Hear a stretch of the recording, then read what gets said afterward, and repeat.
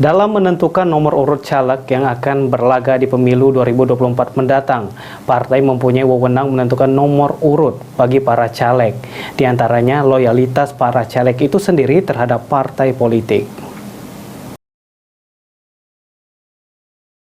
Pasca keluarnya keputusan sistem pemilu proporsional terbuka oleh Mahkamah Konstitusi, saat ini partai politik tengah menyusun nomor urut buat para caleg yang akan berlaga di pemilu mendatang. Sebagai salah satu partai besar di tanah air, Partai Demokrat akan menentukan caleg yang berhak mendapatkan nomor urut 1 hingga seterusnya dengan sejumlah kriteria yang telah ditentukan oleh partai.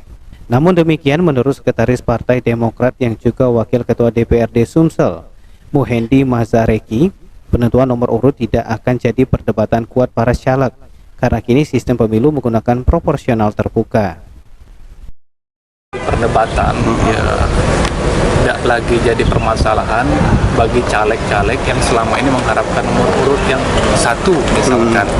Nah, sekarang sistem proporsional terbuka artinya suara terbanyak. Nah, alhamdulillah kita bersyukur, tentunya ini lebih diterima baik itu di Partai Demokrat sendiri, para caleg-calegnya dan juga masyarakat. Artinya suara terbanyak lah yang nanti yang bisa dipilih, yang terpilih nantinya oleh masyarakat.